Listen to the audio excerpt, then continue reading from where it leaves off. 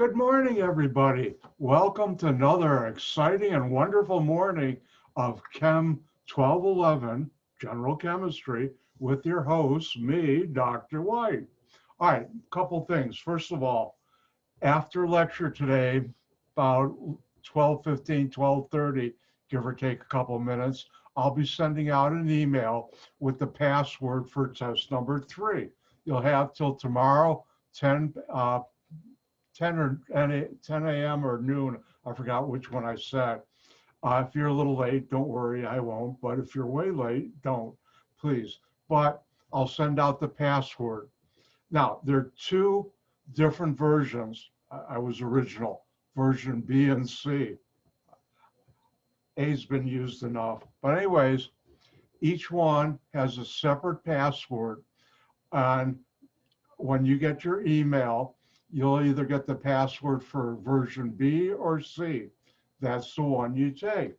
Now, one of your colleagues last night was concerned, and it's a valid concern. Are they the same in terms of how hard they are? And the answer is yes. They're almost identical, but Dr. White, being a power computer user and also someone who knows how to use his brain, put certain traps in there for anybody who's cheating. Please don't. I don't want to, hopefully I won't ever catch anybody. In other words, you don't cheat, but unfortunately with the way things are online, we have to be careful. I know other instructors have had serious problems. Luckily I haven't, because I'm going to do what's in my syllabus. All right, and that's test number 3. Today, about every 2 hours or so, I'll check my email. If you have any questions, email me. I'm not going to give you the answers, but if there's something that's confusing, I will always try and help you out. And that's test number 3. Again, after lecture today, I will be sending out, excuse me, an email with the password for the version you should take. Now, another thing I want to talk about, on Tuesday, I made a tactical decision, which I think was right. Instead of moving forward with new material, I took time to go over some solution problems, which I think will help you out, which is why I'm here to help you do well and learn chemistry. So what that meant is we got a little behind, not much. So today's lab, which I just posted called Chemical Equilibrium, guess what? I haven't covered important stuff for that lab in the lecture. So I'm not going to go over that lab today. I'll do it Tuesday. I've extended, instead of next Thursday, I've extended the due date to the following Monday. But this way, I'll cover important stuff in the lecture that you need to know how to do that lab. And with that, let's get started.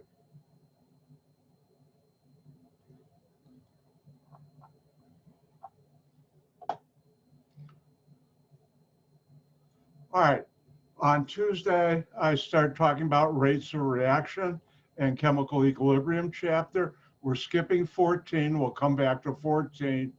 By the way, the author of the book, Tro, made a tactical mistake. He should have had 14 after 15, not the other way around. It makes no sense. And since Dr. White knows chemistry, that's why I'm jumping it to 15, then we'll do 14, because that makes sense. Now, I talked about the collision theory of chemical reactions, and it's a statement of conditions that must be met for a chemical reaction to take place. That's when you mix two elements or compounds or combination thereof and get something new. That's a chemical reaction. And you should know what are the key elements of the collision theory. First of all, in order to get a reaction, you have to have molecules or atoms collide. So the reactant particles, whether it's a molecule or atom, must collide. If they don't, you're not going to get a reaction. So if I have a beaker of chemical A in my hand and another beaker in my kitchen, guess what? They're not going to react. You got to mix them together, and then they come together and react. Now, the next thing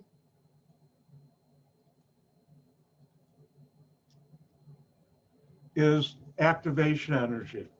And what that means is colliding particles must possess a certain minimum amount, total amount of energy. That's called the activation energy if the collision is to be effective. And what that means is when you have two particles coming together, they just go, think nothing's going to happen. When they come together like that, then you're going to get a chemical reaction. And the energy needed when they come together like that, notice my eyes open up at the higher activation energy. I guess that's a chemist thing. I'm in a good mood today. It's Tuesday and Thursday. By the way, tomorrow's Friday the 13th, and it's always been a lucky day for me. For those who want to stick around after lecture, because I'll take this out of the video, I will tell my famous Friday the 13th Lab 13 story that really happened. I still don't believe it, but it did happen. Amazing. So you need a certain amount of energy for the collisions to be effective. In other words, have a reaction. And finally, when molecules collide, if they're not small or symmetrical, but just, I won't add, just think of the collision has to have the molecules in the proper orientation. And think about it, if these come together like this, oh, they lock up. But if you have it like this, no, it's not going to match up. It's like taking a key. Hold on, time for a very expensive demonstration. Taking a key, if you put it in your lock, oh, it works. If you put it in this way, it's not going to go in your lock because it's upside down, or if it went this way. It's got to have the proper orientation to go in the lock to make it, ooh, that was, hey, look out, new demonstration. Lock opened up my hand. Oh, was that awful? But anyways, it gets the point across. You have to have the proper orientation. And this is why medicine, certain medicines are very expensive, because you have to have the right orientation of the molecule to react in your body properly at the sites it's supposed to. And if it doesn't, it won't do any good or it could do serious harm. And that's why some medicines are very expensive. Also, the drug companies are ripping us off. But that's my personal opinion. Shh. Oh, special public service announcement from me, the host. Do you know anybody who needs Chem 1211? I'll be teaching 2 sections next semester online, just like this. Yesterday was special enrollment, and today it's open enrollment. I have 48 seats available in my 2 sections. Each one is 24, like this one. And I looked about, half hour, 45 minutes ago. In less than 24 hours, I already have 24 people out of the 48 signed up. I must be doing something right. So thank you, Sylvia. So if you know anybody, tell them to get on board quick, because I bet by the end of tomorrow, or for sure by Monday, my sections are going to be filled. If you look at all the rest of the chemical faculty, nobody has that. I know, everybody loves my sense of humor. Yeah, right. All right, let's get back to chemistry.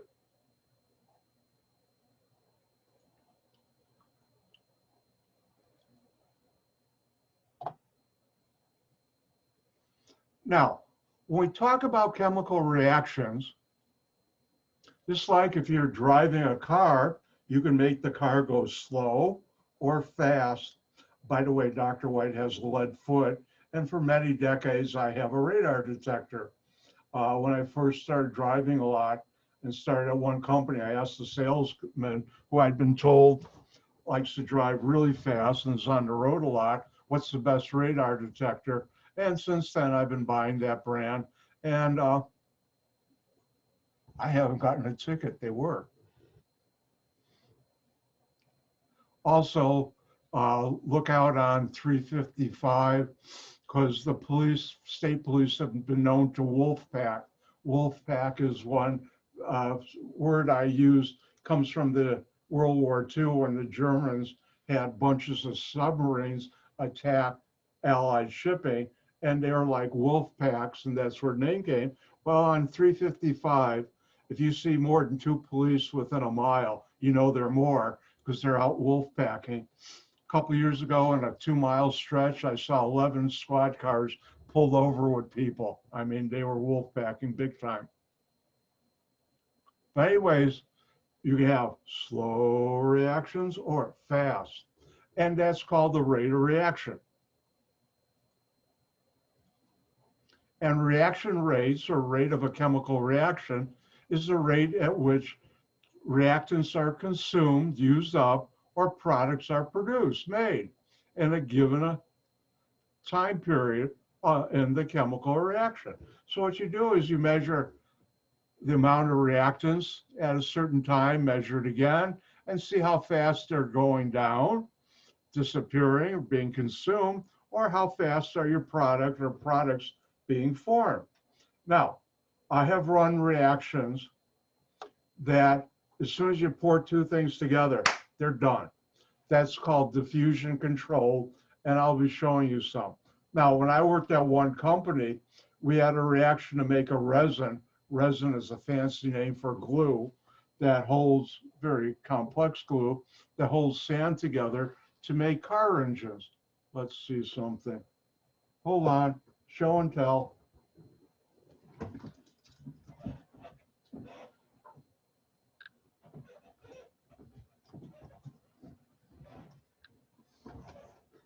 These are called dog bones. This is sand held together. It's used to put in a machine to pull it apart to tell how good the resin is holding the sand together. This one is a memento because it's one of the resins I invented for one of my patents. So, but anyways, that reaction to make the glue from start to finish was slow. It took 36 hours. And normal good reactions in a chemical plant, usually 4 to 8 hours, but this one was slow, very slow rate of reaction. Now, things you should know. Hint, what factors influence the rate of reaction? How fast the chemical reaction goes? Well, one is physical nature of the reactants. Is it a solid, liquid, or gas? Gases usually react the fastest. Mix 2 solids together, it's the slowest. Mixtures, you get different rates of reaction. So one thing that affects the rate of reaction is what state of matter are you dealing with? Is it a solid? Are there liquids? Are there gases? Now, another important factor affecting the rate of reaction is the concentration of the reactants. And concentration is how much do you have? If you just put a little of one and a little of other, it takes longer for them to come together. You put a lot of each, they're going to collide quicker, interact quicker, and therefore you're going to have a faster rate of reaction.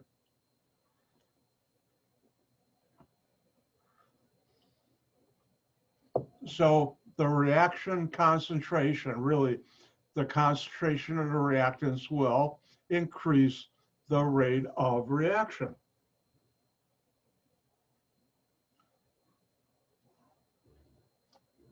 One of the most important things is the reaction temperature. Hold on, I think I'm going to sneeze. I think I stifled it. Oh, by the way, today's Subtle Thursday.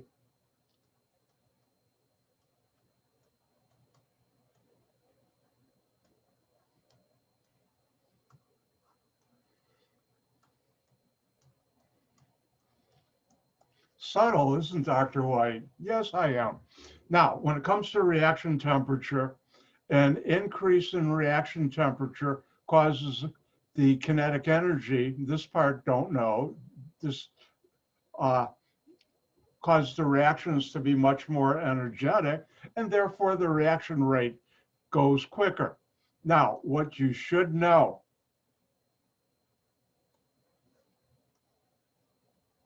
and this is a rule of thumb. A rule of thumb is something that's true about 95% of the time. A law is always true. A rule of thumb has exceptions, but for the most part, this is true for temperature when you're dealing with a reaction. And that is the rate of a chemical reaction doubles every 10 degrees increase in the reaction temperature.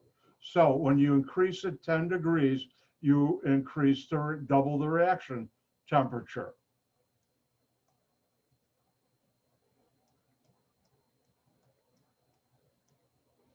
Aren't you glad Dr. White can be very subtle?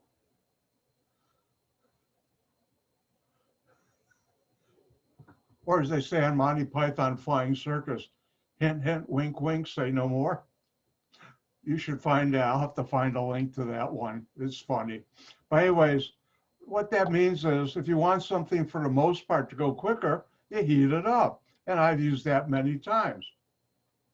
Now, an example of this, and I won't be going through the chemistry in this class, but when you cook food, you're actually doing chemical reactions. And say you made a roast and you put it in your oven at 375 for an hour. What comes out? Oh, it tastes good. For those who aren't meat eaters, just don't listen. No, I'm just kidding. But anyways, what if you put roast in at 500 degrees Fahrenheit for an hour? What are you going to get? Something burnt that you won't ever want to eat. Why? Because you've increased the reaction rate by increasing the reaction temperature. But for chemical reactions, the best thing to remember, the rule of thumb, the rate of a chemical reaction doubles for every 10 degrees increase in reaction temperature. I guess I should have put here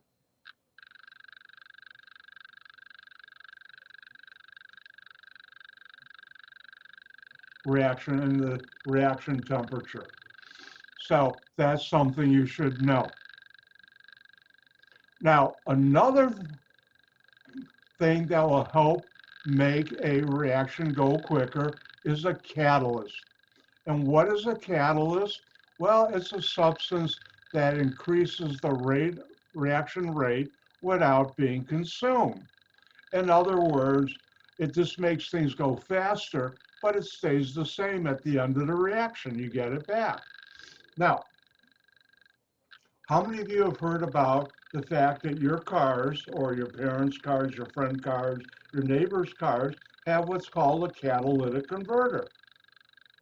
And that's a device underneath your car that has a certain metal in there that's a catalyst that increases the rate of reaction of unreacted hydrocarbons with the oxygen to make CO2 and water, called combustion. And why is it called a catalytic converter? Because it contains a catalyst. Now, when they first came out, the catalyst, and I think it still is, was a mixture of platinum and palladium, which is quite expensive metal, and people were stealing them from cars until the police finally cracked down. I haven't heard in a long time catalytic converter being stolen, at least on the news. But a catalyst is a substance that increases the reaction rate without being consumed.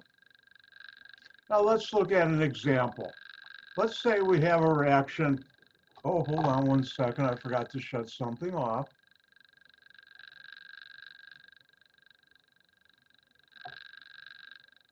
If I don't do this, you'll see all these red and blue squiggly lines on my slides, which Microsoft Word doesn't like chemistry.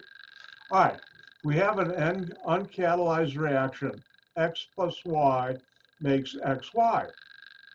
Now, what if this is a very slow reaction? Let's say if you mix X and Y together, you come back, say a month later, and you don't have much XY. It's very slow. So how do you speed it up? Well, you add a catalyst. And what a catalyzed reaction does, let's see, I was very original. You have C, a catalyst, reacting with X to make XC. Now, it turns out this could be very quick, and then XC reacts quickly with Y to make XY, and you get your catalyst back. And this two-step reaction, like I showed as an example, goes real quick. And where it takes over a month or two for this could be done in an hour or two when you have, and the overall reaction would be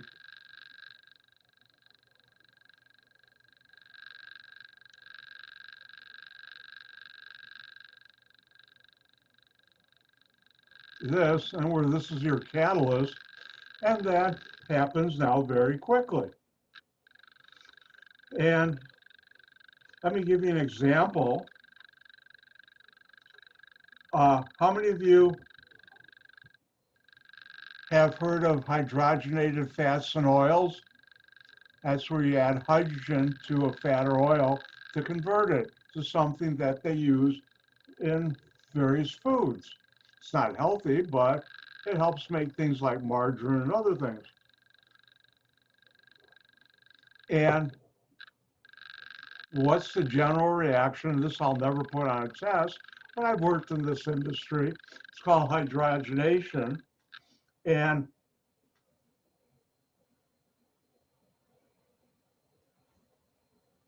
this is a double bond in a molecule. You add hydrogen and a catalyst such as nickel. And what happens is you break one of the bonds and you add hydrogen to each carbon. And this is a bigger molecule, I'm not showing it all. Well, if you don't have this catalyst, this takes a month or more. If you have the catalyst there at about 140 degrees C, you're done in 4 hours. Dr. White's done this reaction, including 40,000 pound batches, and I've come up with new ways of doing it. And in case I know, have I talked about tank wagons in here? Quick little thing. When I say 40,000 pounds, to give you a feel for that, because you're talking to someone who's an industrial organic chemist, most of the faculty at COD have never worked in the chemical industry, but have you ever seen the vehicles that deliver gasoline to gas stations? Those long tank trucks. Those are called tank wagons. The reason they're called tank wagons because in the old days, when they didn't have cars, they had wagons with tanks on it pulled by horses. And I have one experience at one anniversary, I think it was the 100th anniversary of one company I was working at, which was a Dutch-German company. And I happened to be in Emmerich in Germany. Yeah, yeah, ich spreche Deutsch. But anyways, I'm rusty on it because I haven't been to Germany in a long time. They had a great celebration, and the company still had an old tank wagon, and they had a guy from the town who had a team of horses, and they drove it around the plant, and you got to ride it too. That was a fun time. By the way, Germans and Dutch know how to party hard too, so do American chemists. But anyways, that tank wagon in the gas station is standardized. All tank wagons are 40,000 pounds, 5,000 gallons. So when I say 40,000 pounds, that's one of them I'm using to do a chemical reaction. It's fun. And the catalyst makes the reaction go quicker, but is not consumed. Time to scare y'all. How many of you have heard of enzymes? Guess what enzymes are? Very fancy catalysts that Mother Nature has created to make things go quicker, chemical reactions in your body.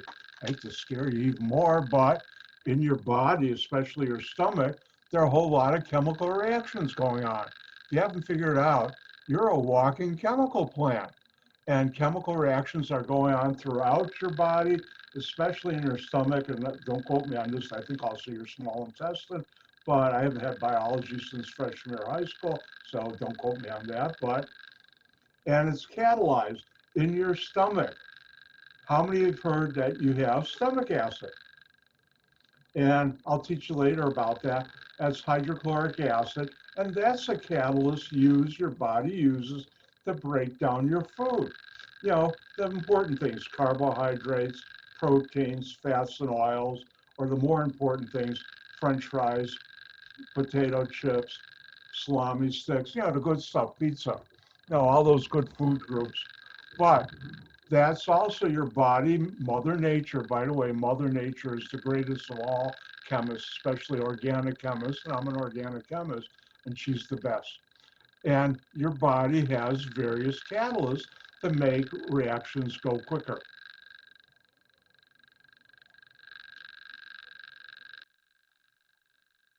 And I'll talk more about a catalyst in a little while. All right, now, if you had the book, I don't know, anybody buy the book? But anyways, if you had the book, I'm going to talk about stuff that's not in the book, and this is important.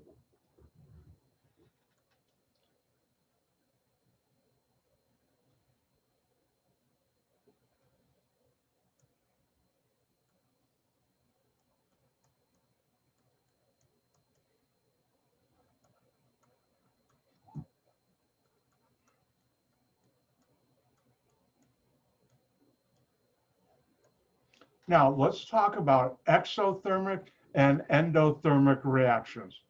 What are they? Well, how many of you ever heard of exoskeleton on animals and endoskeleton animals? Well, exo means out, and thermic, heat or energy. What's an exothermic reaction? It's a chemical reaction in which energy is released as the reaction occurs. In other words, it gets hotter. And what's an example of an exothermic reaction? When you burn wood or paper or a candle. Don't put your hand over the flame, but it's hot, it's giving off energy. And that's an exothermic reaction. An exothermic reaction is a reaction that gives off heat.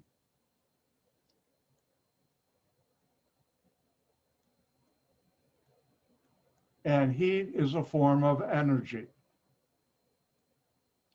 There are others, but let's stick to heat. Now, the opposite of that is an endothermic reaction. An endothermic reaction, endo means in, and that's a reaction which input of heat is continuous needed for the reaction to occur. In other words, it absorbs heat.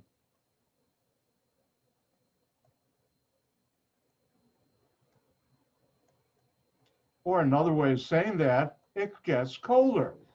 Now, how many of you have ever seen the ice packs, which are not really ice packs? You have that pack and somebody injures their ankle or something, and you crack something inside there, you shake it up, and you put it on there because it gets real cold. Well, in there is ammonium chloride and water, and that is a chemical reaction that happens that's endothermic, and that absorbs heat. You need to have energy and absorbs the heat from your body. When you lose heat, it feels cold, and that's how that works. Oh, look, it's time for me to do something. See board for activation energy graphs. Well, I better get to work.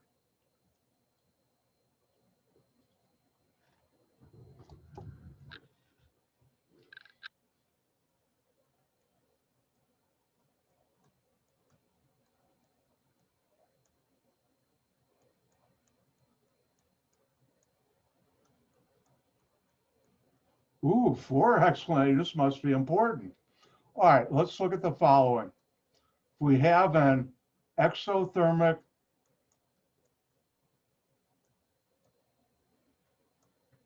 reaction.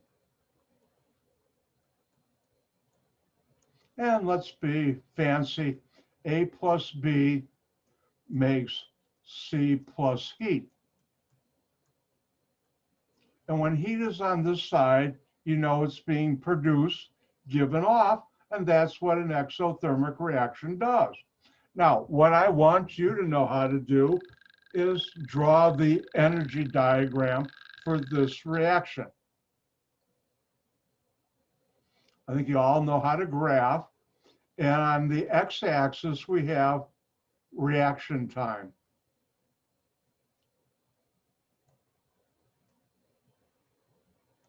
And on the y-axis, we have energy.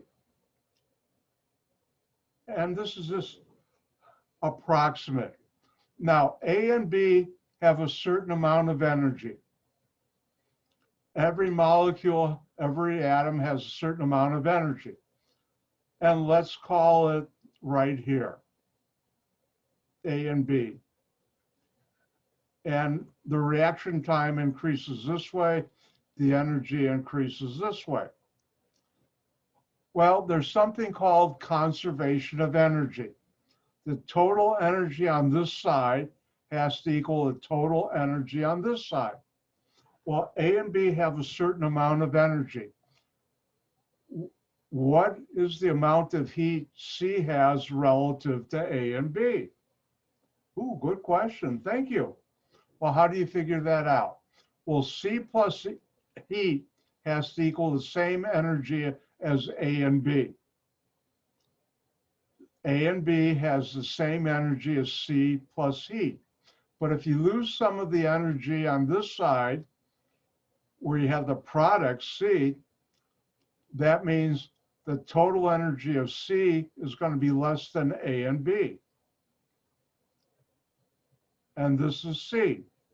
Why is it less? Because some of the energy that A and B had is lost as your heat.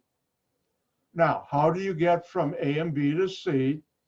You go over the hill and down the hill to grandmother's house you go. Where did I get that from? And you have to go over this hill. Now, there's something very important about this diagram. Where you start to the top of the hill, that's the activation energy.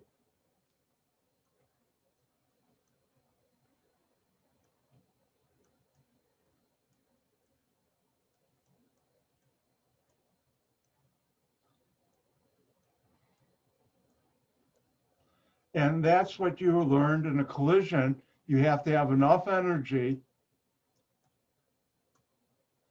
to be able to go over this hill so you can get down to your product. Now, for an exothermic reaction, the product energy is always lower than the reactants. See how I've gone down this way? C has less energy than A and B. And that's because you lost some of the energy on the product side as heat. And this is always true. So the general reaction diagram for an exothermic reaction is this. You should know how to do this. You should also know how to identify where the activation energy is, which is this right here. From where you start to the top of the hill here, that distance is the activation energy. All right, that is the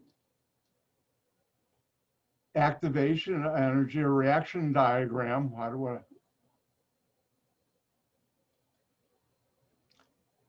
The activation energy graphs, or there's different ways of calling it, for an exothermic reaction.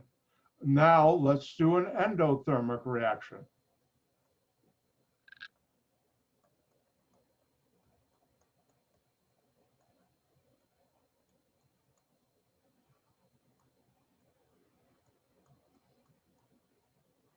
An endothermic reaction, endo means in, is something you have to add heat to.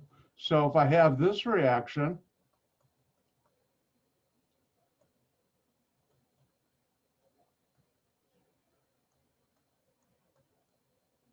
I'm getting fancy now, heat plus D plus E makes F and G. This is an endothermic reaction. How do I know that? I have to add heat. when heat is on the reactant side, quick review,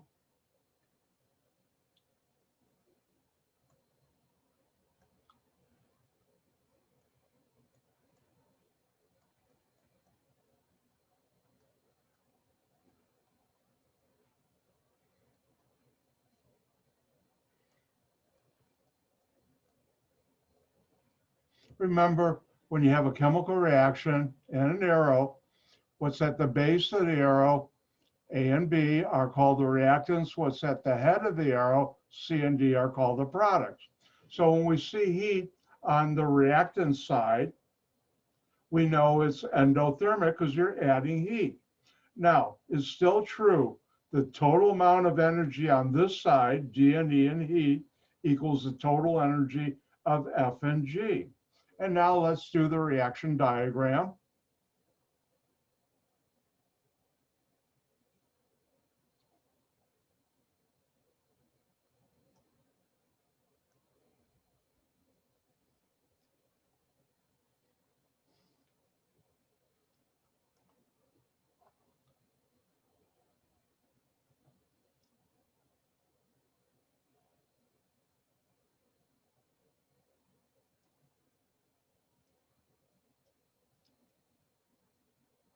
And you have the same X and Y axis on X, that's this one right here. You have reaction time, how far along the reaction things have gone.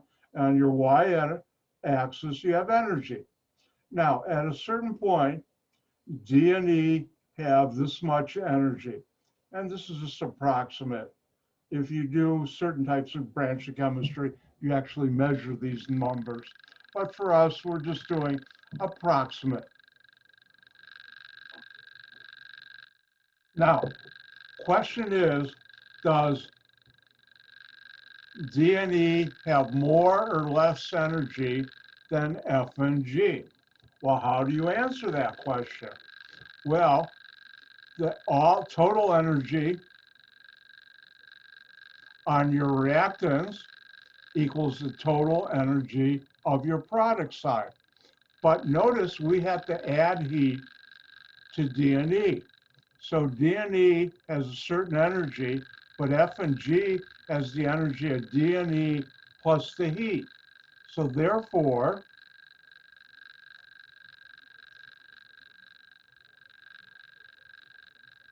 F and G for an endothermic reaction have more energy, you're higher up, than D and E. However, I'm running out of room here. You have the same hill, you got to go up and over the hill and down the road to grandmother's house we go. And you should know on this diagram where's the activation energy from where you start to the top of the hill is E activation energy. And that's how you do it. Let's go over this again because this is very important. You should know how to draw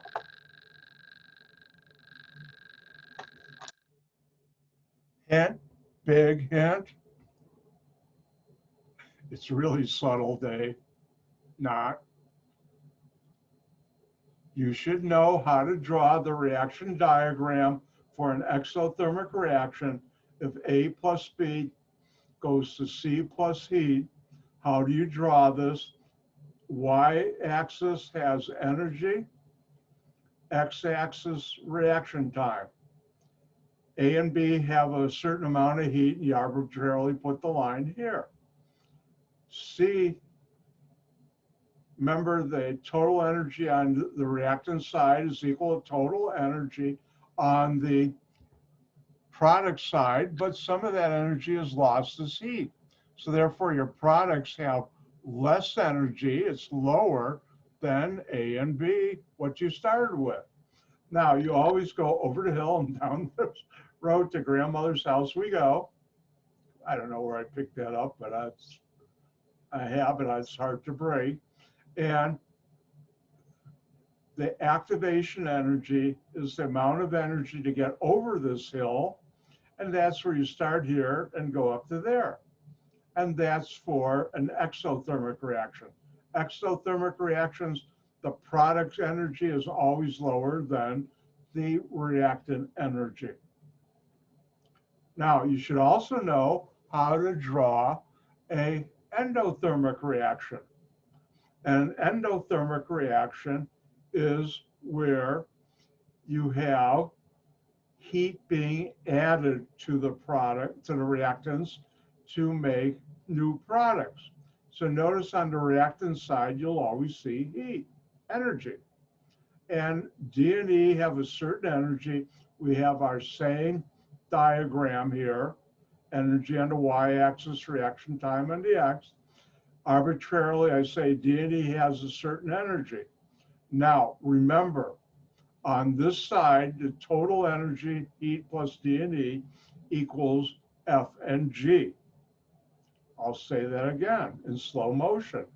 The total energy of the reactant side, heat plus D and E, equals the total energy of F and G.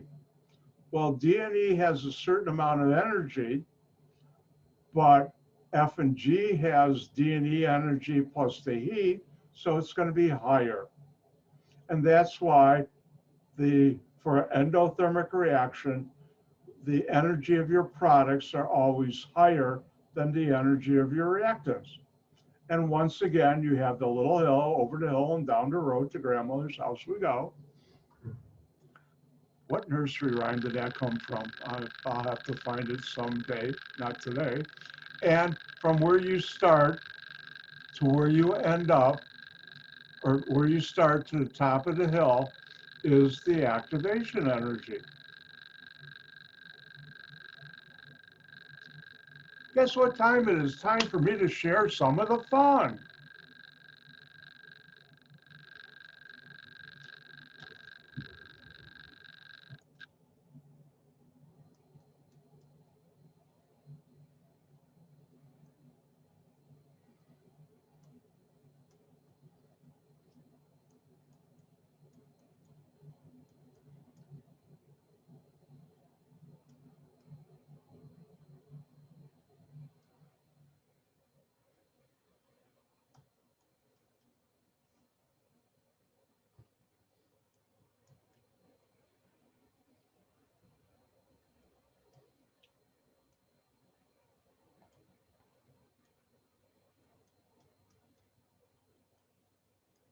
Your turn.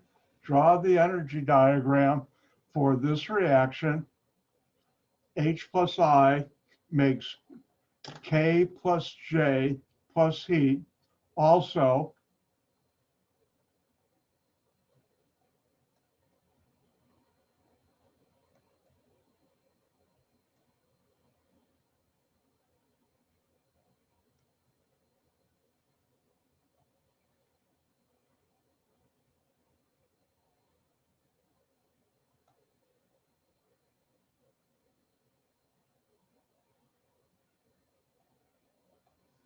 I'd probably make this 1 or 2 points. Also, is this an exothermic or endothermic reaction? Have fun. Your turn.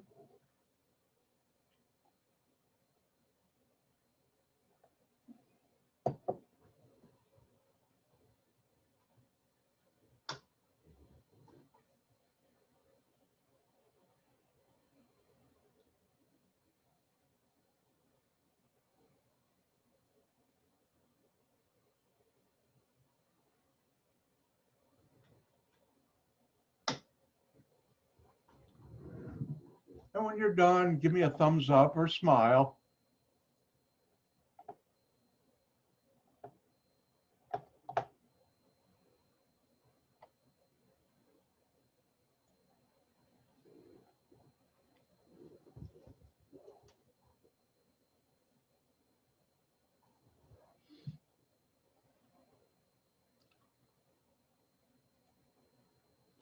And while you're doing that, I'm gonna go cheat and look at, see how enrollment's going in my classes.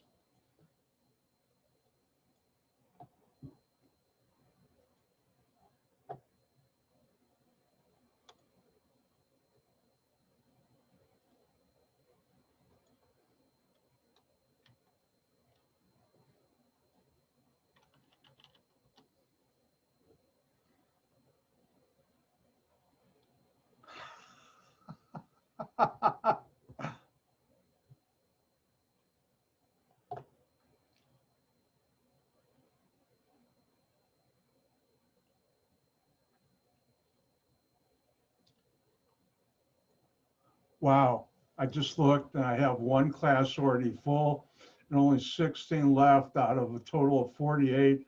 I've already filled all those. That's amazing. I guess I must be doing something right.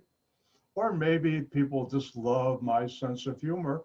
Or is it my beard? Are they attracted to it? No.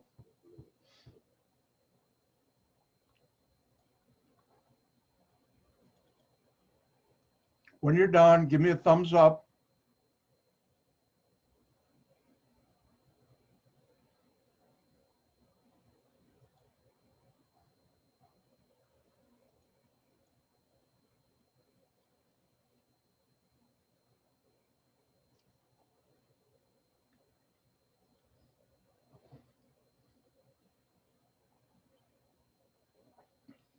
I know one person's done. Everybody else except me has their video link off, so I can't see you smiling.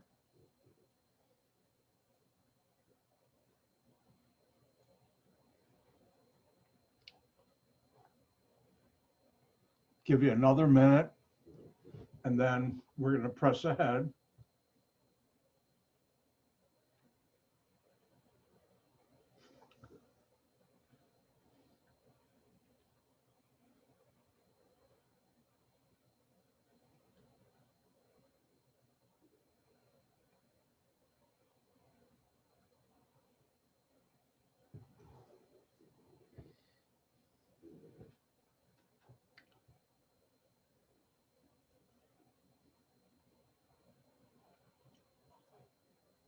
All right, let's do this.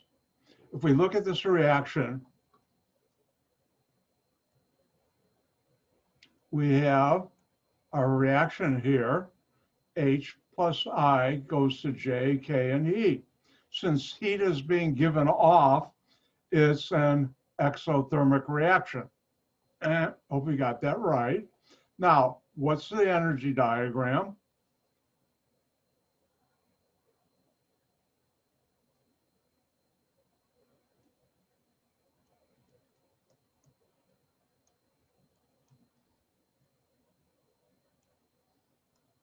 X-axis is reaction time.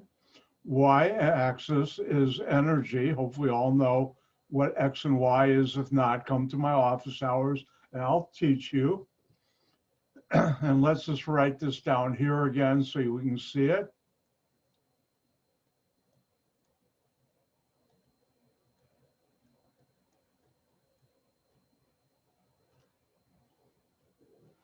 And initially, H and I have a certain energy. I'll put it here. You could put it higher or lower. Now, the total energy here is equal to total energy on this side. But some of that energy is lost as heat. So Kj will have less energy than the reactants, and therefore I'll put it lower. How much lower? That's up to you. And then we have our same over the hill and down to road to grandmother's house we go.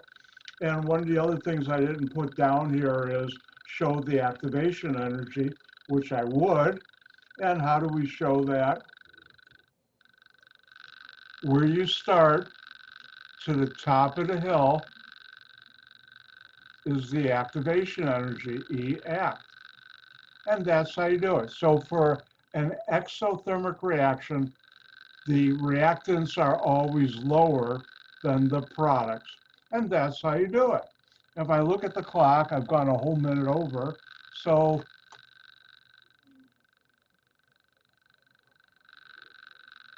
thank you, Diana.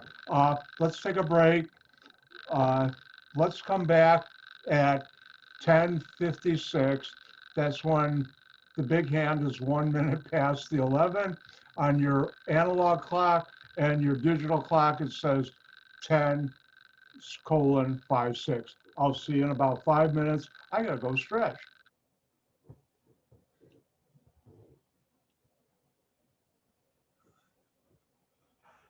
Thank you, Sylvia. I see you like that too.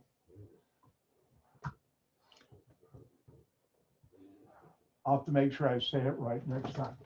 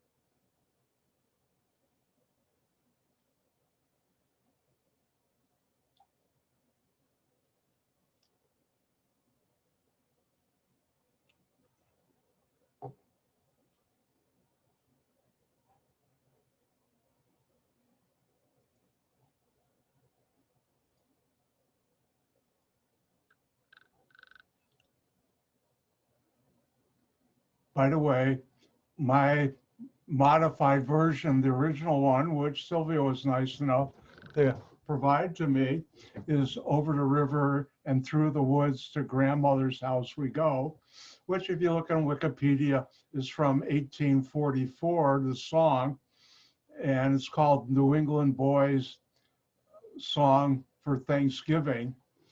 And the original one, it was to grandfather's house we go, but that got changed.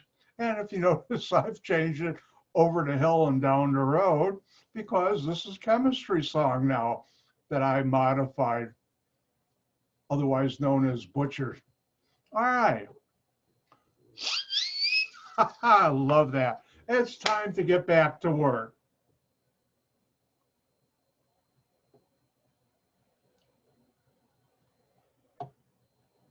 All right, let's go back and look at the energy diagram because there's something important I need to teach you. And that is, what does a catalyst do?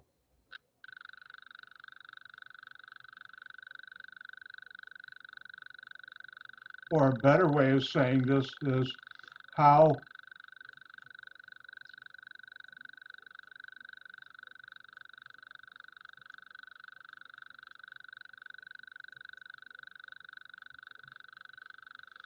Dr. White can't spell.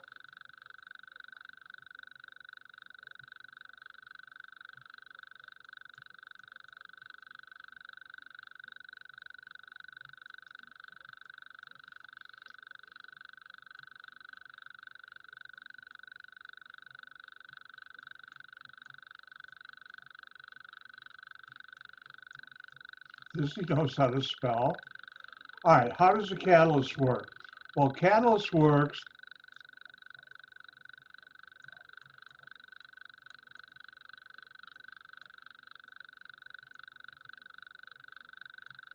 by lowering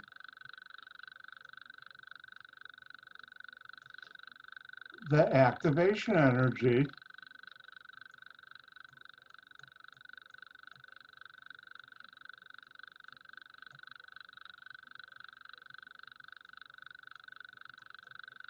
for a reaction.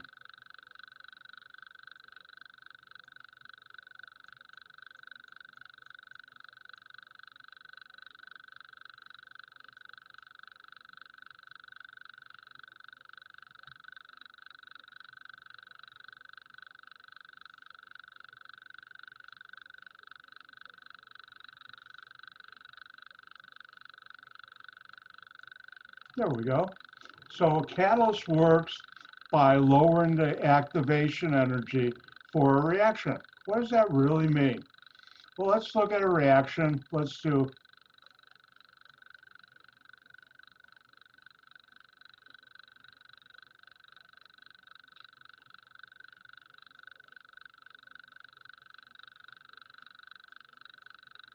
and here we have a reaction which is exothermic. We're giving off heat. And the energy diagram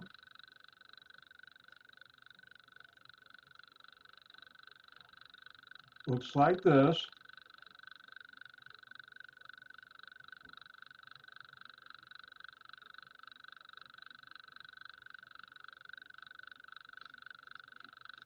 G and H is here.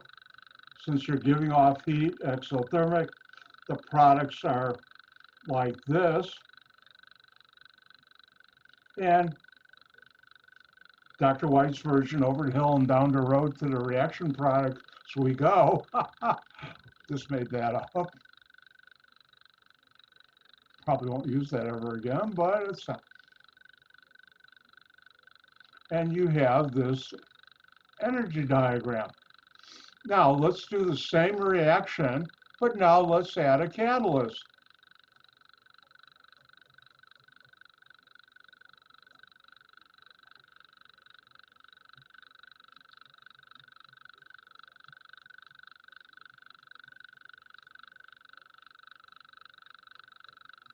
And notice you get the catalyst back, and it's not really considered a reactant or product, but how does the catalyst, where this is your catalyst, let me just write it like this.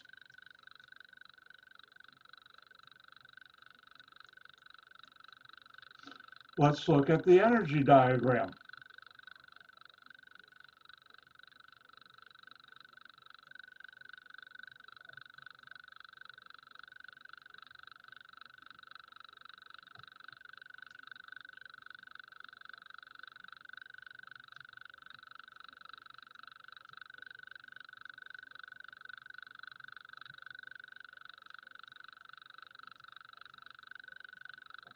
And here, once again, I have G and H is right around here.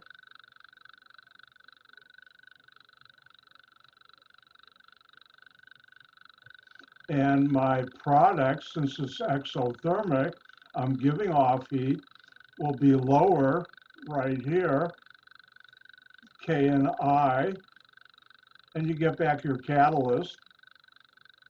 And here's what the catalyst does. It lowers the activation energy. And now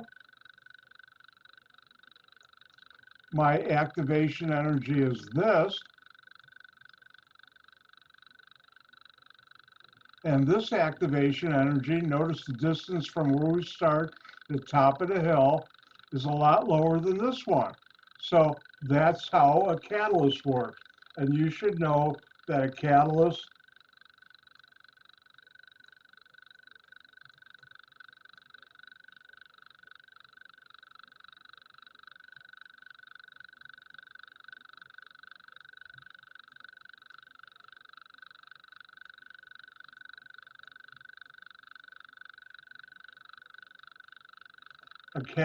lowers the activation energy.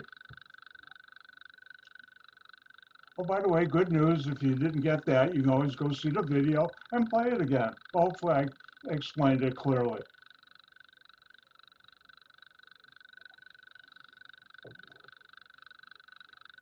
So let's continue on. Now, when we talk about chemical reactions, I've talked about one type of chemical reaction so far, and that would be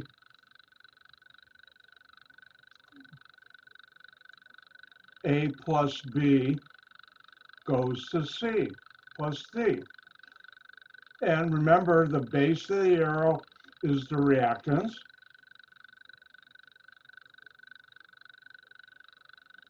At the head of the arrow, they're products. Now, there's an important concept called chemical equilibrium. And it turns out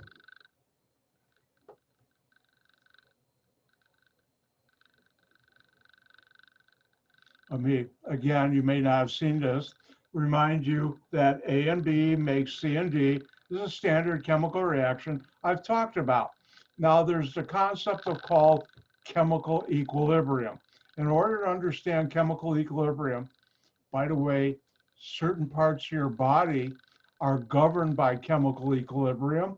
For those of you who are breathing, and I hope you all are, when you inhale and exhale, in your lungs, there's an equilibrium going on to help transfer the oxygen into my body and getting things my body doesn't need, like carbon dioxide, out of my body. How do you like that? Out of my body. And that's governed by a chemical equilibrium. And I don't remember, is it your liver or kidneys? Those also are chemical equilibrium control. What's the chemical equilibrium? Good question. Well, in order to understand chemical equilibrium, I first have to teach you about reversible reactions. And this consists of both a forward and reverse reaction at the same time. And how do we show that? Well, if I have A plus B, mix them together, I'll make C plus D.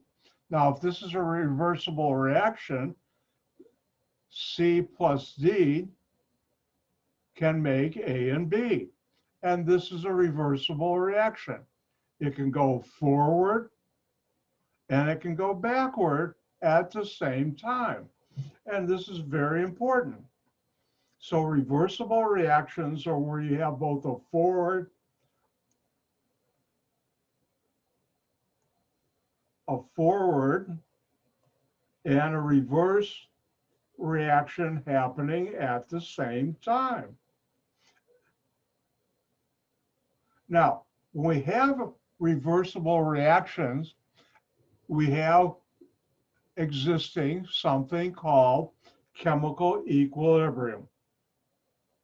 And chemical equilibrium is the state in which the forward and reverse chemical reactions occur simultaneously at the same rate. That means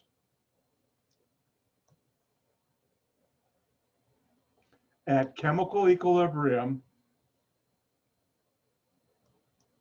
wow, I'm being really subtle a lot today.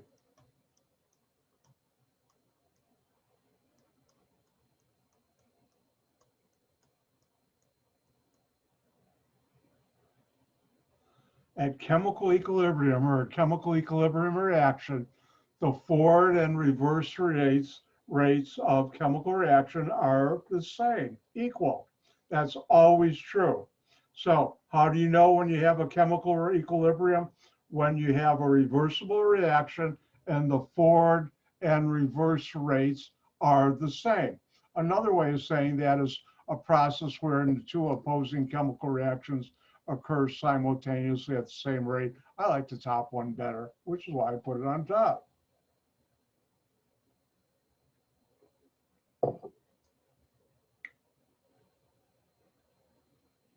Now, it turns out when you have a chemical equilibrium, remember, chemical equilibrium, the forward and reverse rates are the same, chemical reaction.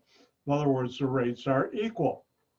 When you have a chemical equilibrium, chemists have found there's something called the equilibrium constant.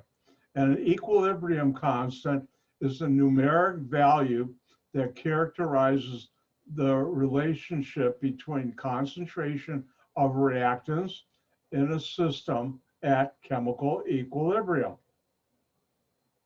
So equilibrium, and I'll never ask on tests, what's an equilibrium constant? I will ask you what's an important feature of chemical equilibrium. The reaction rates are the same, forward and reverse, but this is a numerical value that characterizes the relationship between the concentration of the reactants and products in the system at chemical equilibrium. Remember, chemical equilibrium means the forward and reverse reaction rates are the same. And how do you determine the chemical equilibrium? And that's indicated by KEQ. EQ is short for equilibrium. K in chemistry means constant. So the equilibrium, let's look at the following reaction. You have W moles, remember the coefficient is molar ratios of A, reacting with X moles of B. How do you know it's an equilibrium? Because you have the double arrows here, and they make Y moles of C and Z moles of D. And how do you determine the chemical equilibrium constant? It's the concentration of C to the Y power times, and this is important, it's times the concentration of the other reactants and products, D to the power of the coefficient, Z, divided by the reactants, the concentration of A to the W power, W comes from the coefficient, times the concentration of B to the X power. Now, whenever you see something like this, any chemical put in brackets like this in an equation, that always means moles per liter of that chemical. So each one of these is moles per liter. Ooh, I was so subtle, I even put it on the slide. Know this. Now, common mistake students make is they see up here C plus D, and they'll do this.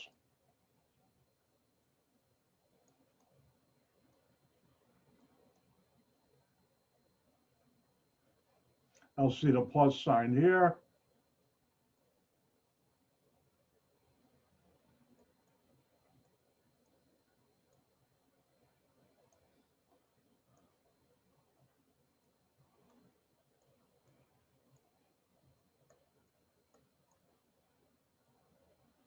And that's wrong. It's a multiplication, not an addition.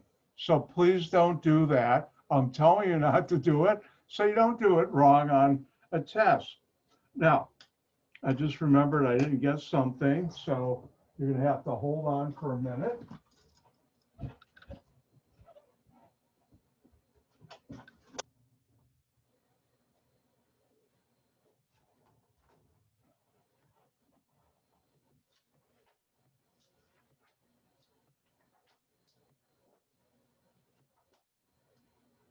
Hang in there.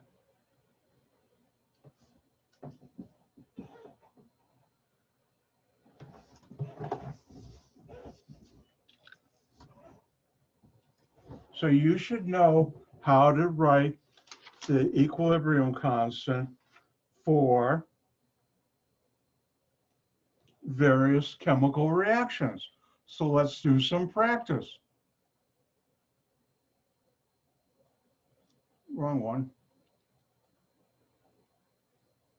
Right one.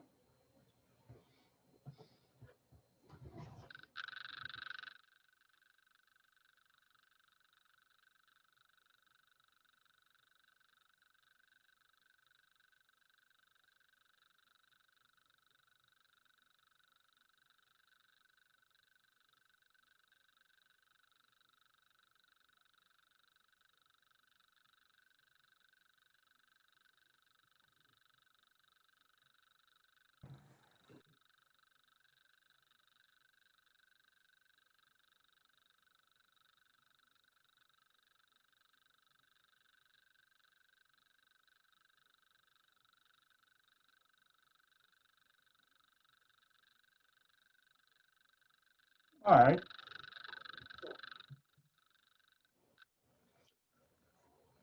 Let me put the book down. I'm getting these from a chemistry book I like. By the way, H2S, this is hydrogen sulfide, and it's real stinky. That's the smell of hard-boiled eggs. And also, if you ever go to the forest reserve and the hand pumps, you know how sometimes the water comes out and stinky? That's hydrogen sulfide, and carbon disulfide here is pretty stinky too. But question is, how do you do this? Let's remember that K equilibrium equals concentration. Let's do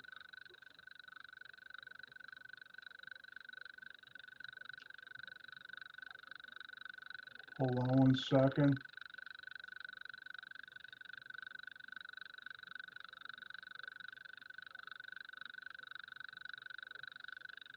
I just want to make sure I use the same letters.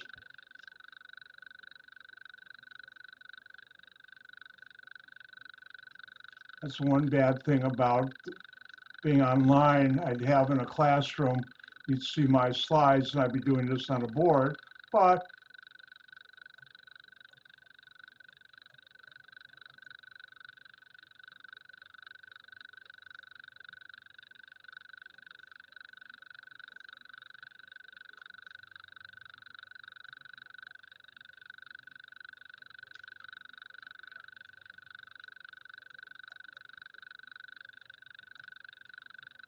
for this equilibrium, K equilibrium equals concentration of the products to the power times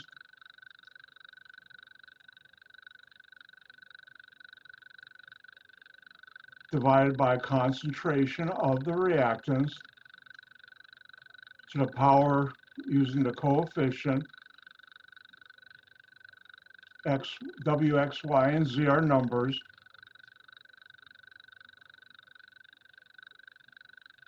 So how do we do this one? Well, what are the products? Carbon disulfide and hydrogen. K equilibrium equals concentration of carbon disulfide, CS2, times concentration of hydrogen, H2, but notice hydrogen has a coefficient 4, so it's 4, divided by the concentration of the reactants. We have methane, CH4, and then times hydrogen sulfide, stinky stuff, and notice the coefficient is 2, so that would be that. So it's always the coefficient, the concentration of the products to the coefficient power divided by the concentration of the reactants to the coefficient problem. When there's no number in front, that's 1. And that's how you do it. And Dr. White's going to share the fun.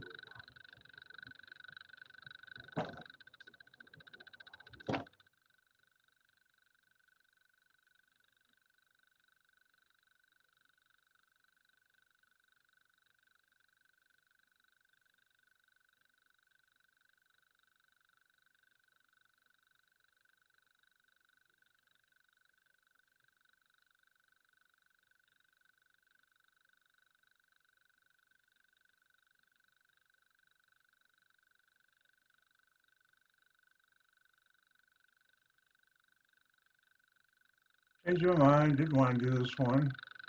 Let's look at another example.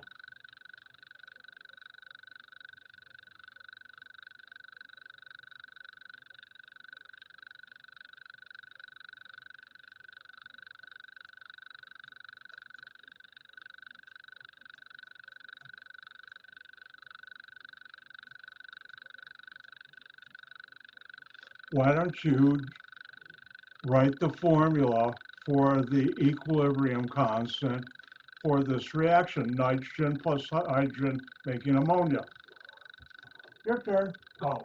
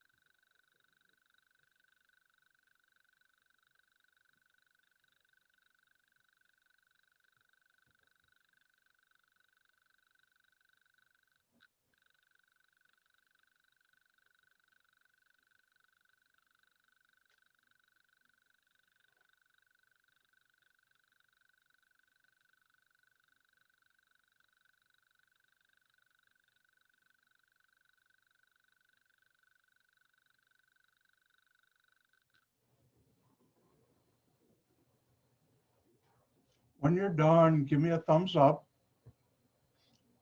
or turn on your video and smile.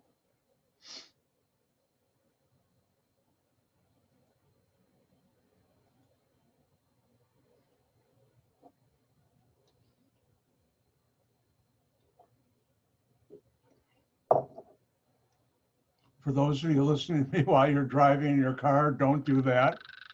Actually, last semester, I had one student, part of the lecture was going to work and would listen to me on her cell phone.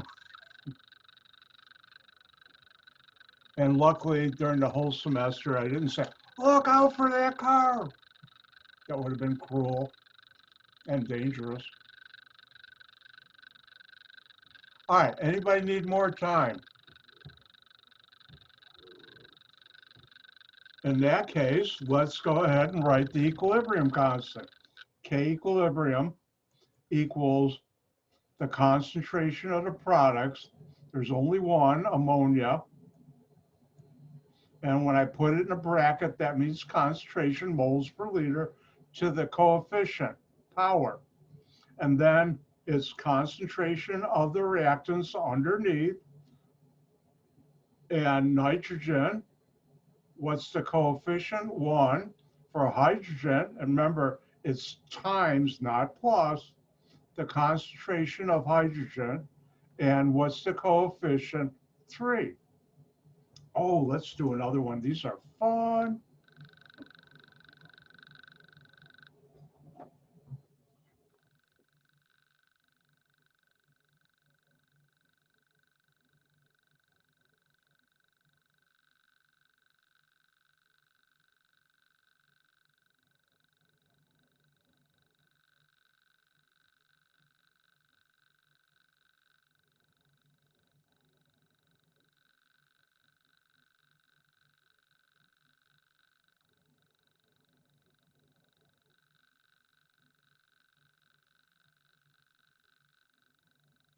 And there you go. Write the equilibrium constant for that equilibrium. How do you know it's an equilibrium? Double arrows.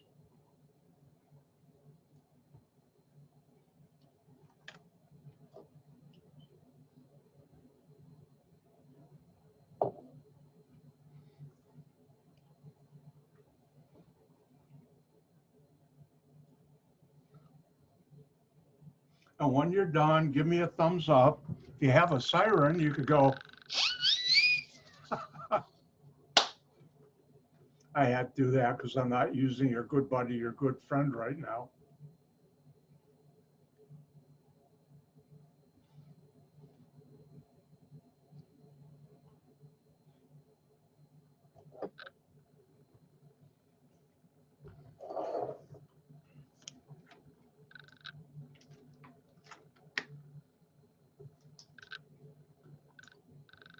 In case you forgot, K equilibrium is determined by this on your screen right now.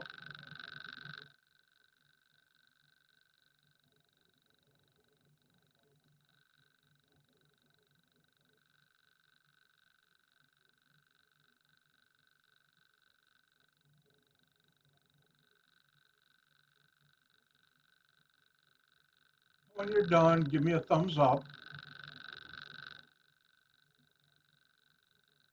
or any other emoji you want to use. Ooh, Dr. White's going to start a new business. Unique and very dangerous emojis for Zoom. I'll sell them, I don't know, $5 emoji. Oh, that would be dangerous. Or a better one, how to take your cell phone emojis and use them on Zoom.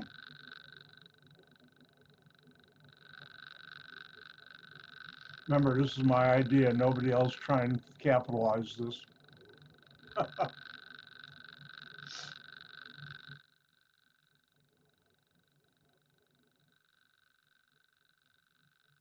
By the way, this is HCl.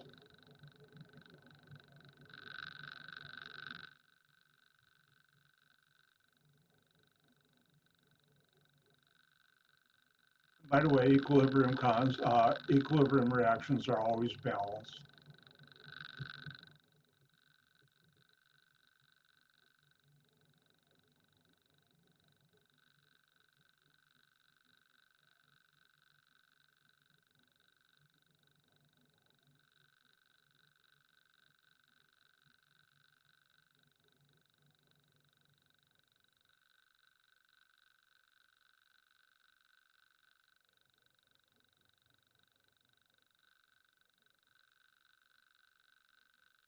And again, when you're done, give me a thumbs up.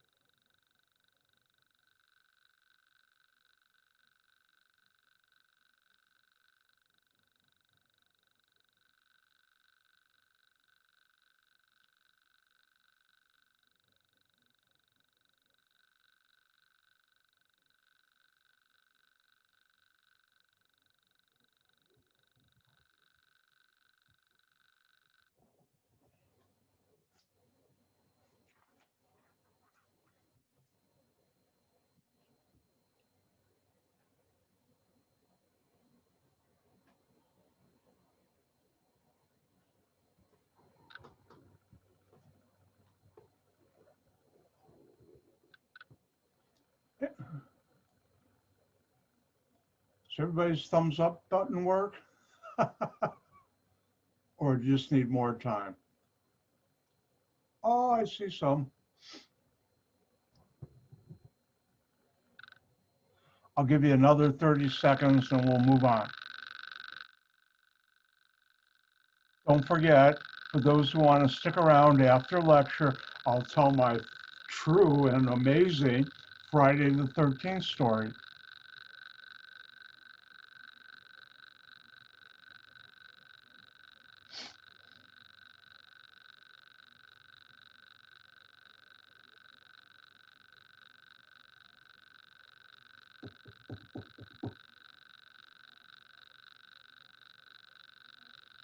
All right, time's up. Let's do this. And how do you do the K equilibrium? It's the concentration of the products on top to the power of the coefficients. I have water, and I put it in a bracket, that's moles per liter. What's the coefficient? 2. So it's to the second power. Then you have time, and chlorine gas, Cl2. What's the coefficient? 2. So it's to the power of 2. And then divided by the reactants, we have HCl. What's the coefficient? 4.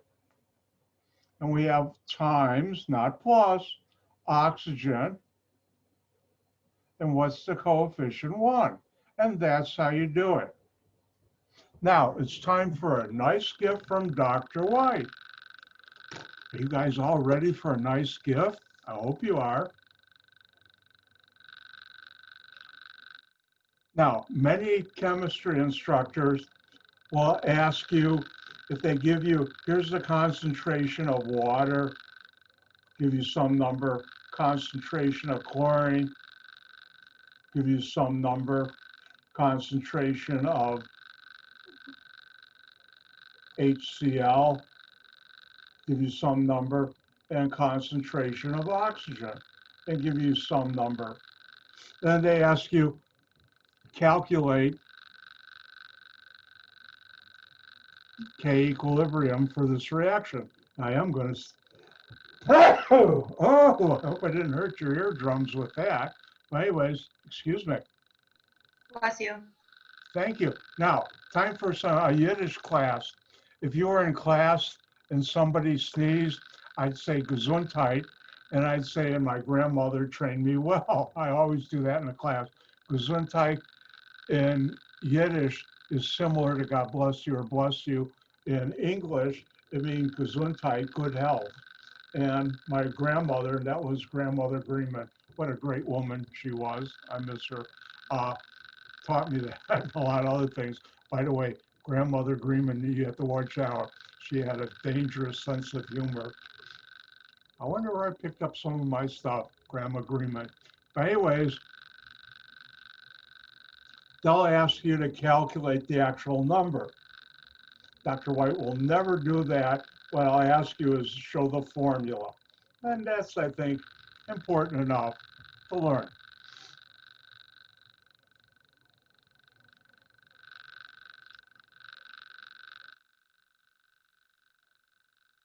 Now, let's talk about the equilibrium constant. And equilibrium constant, KEQ, depends on the reaction temperature. If the reaction temperature changes, so does the equilibrium constant. And if it's an exothermic reaction, then K equilibrium decreases with the reaction temperature. If it's an endothermic, it increases.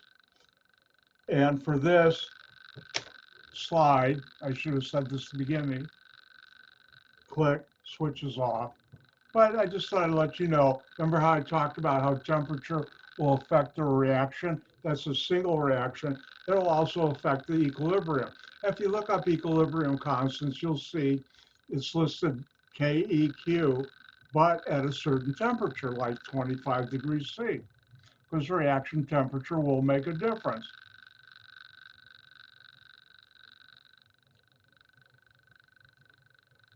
If this was a dial, I could turn to 10. I just turned it to 20. click, it's on switch. You should know this. Now, K equilibrium is a very important number, and it tells you what we call reaction completeness.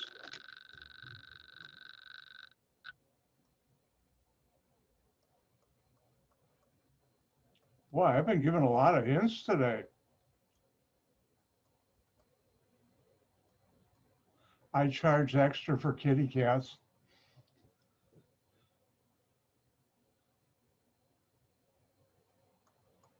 And not to discriminate, dogs too. No, just make sure they understand what I'm talking. If not, they can ask questions too. All right, back to K equilibrium.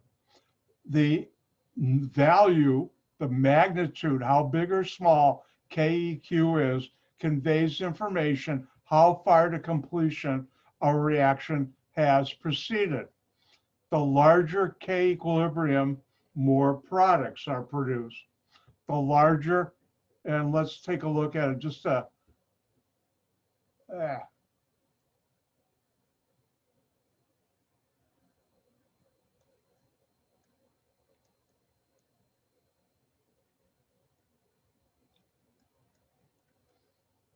for this equilibrium, there's a certain equilibrium constant, KEQ.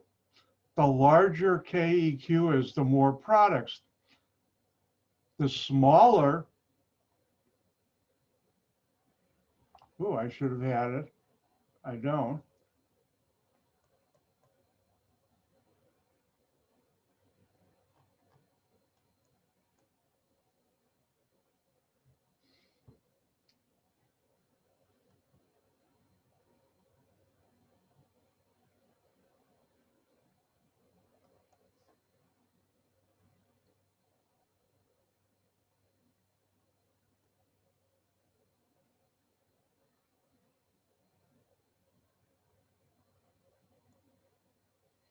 So the smaller KEQ is, the more reactants. Now let's take a look at, see board for examples, reactions in KEQ.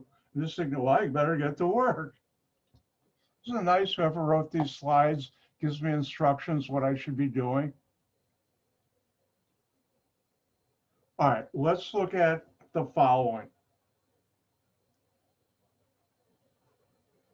Hopefully you know this is greater than, two of them is much greater than.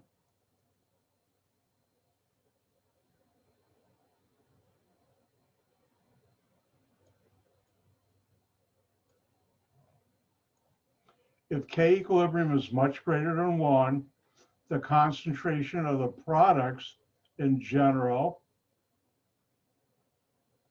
are much greater than the concentration of the reactants. And you should know this.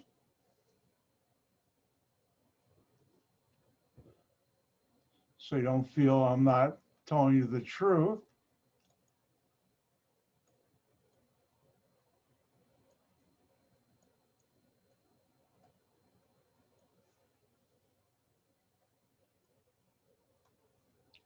And the opposite is true. If K equilibrium is much less than 1, then the reactants concentration, all the reactants are going to be much greater than the products.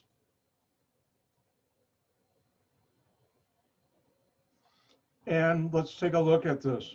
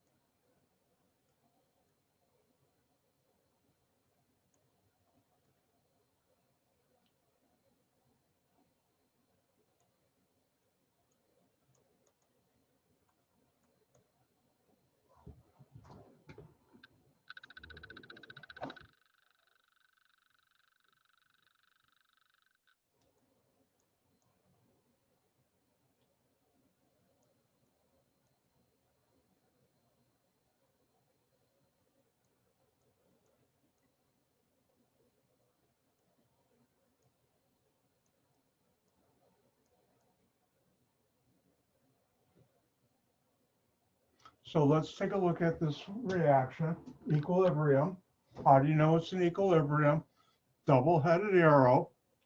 And if we look at the equilibrium constant, 1.0 times 10 to the 11th, is that much greater than 1 or less than 1? Hopefully I'll pick much greater than 1. And what do we know? Because K equilibrium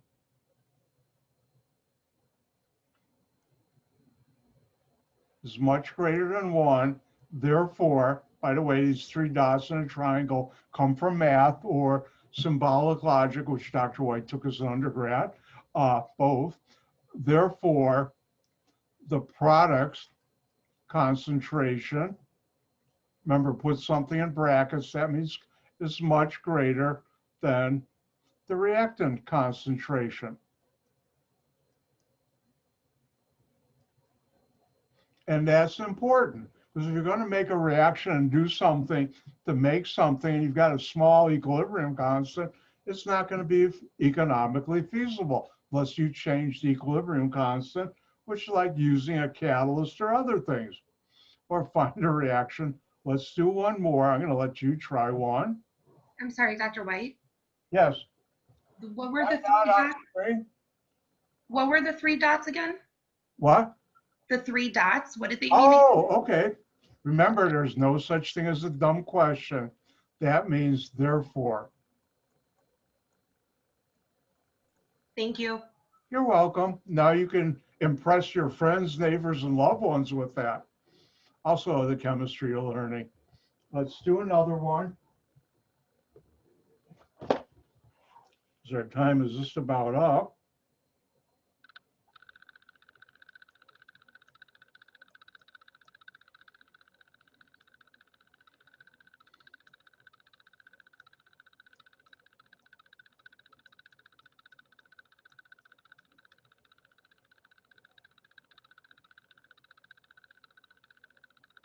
What's the relative amounts of products and reactants for the following reaction when I react nitrogen and oxygen gas to make nitrous oxide?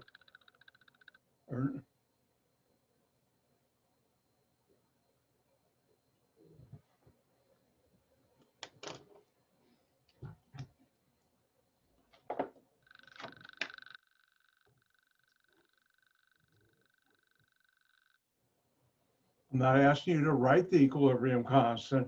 I'm just asking you to write down what's the relative amounts of concentration in products and reaction concentration for this equilibrium at equilibrium. Dr. White, the problem A, the key is 1.0 times 10 to the 11? No, 10 to the No, minus. I'm talking about an A. Yes, 1.0 times 10 to the 11th. Thank you. Here, I'll blow it up. Time for Dr. White's magnifying glass. Oh, it works good. That's a good question. All right, let's go, because I think you want to get ready for the test. Oh, I just made you nervous. All right. Notice K equilibrium is much less than 1. And when it's much less than 1, hopefully you understand 10 to the minus 9th is a very small number. The reactants concentration will be much greater than the products concentration. Now, why is this true for both cases? Because in the most coarse way, you can think of K equilibrium, something to do with the product concentration divided by the reactant concentration. And this is a very rough approximation. And therefore, if this number is very small, this has to be larger than this. If the number is very large, then the top, the numerator, has to be greater than the bottom denominator. By the way, I still remember our first grade teacher taught us it's ND Notre Dame, even though I went to Michigan State and we hate the Irish. Also, we hate University of Michigan, our rivals. But anyways, that's how you do that. And with that, I'm out of time. All right, listen carefully. In about 15, 20 minutes, I'll send out the email for test number 3. Have it to me tomorrow by 10 or noon. Don't forget, as soon as I do my goodbye, I'll do my Friday the 13th story. I'll take it out of the video, but if you want to stick around, do. And I'll see you on Tuesday. Don't forget the lab, even though I posted it, I'm going to go through that on Tuesday because there's stuff I still have to talk about, which I'll do Tuesday in lecture. And like I said, I was off by about a half hour, but I think it's more important. With that, goodbye. Gang gesund, be healthy, especially now that it's getting real dangerous out there. Make sure you wear your mask. If you have gloves, wear them, wash your hands a lot, and stay safe. And with that, I'm going to say bye.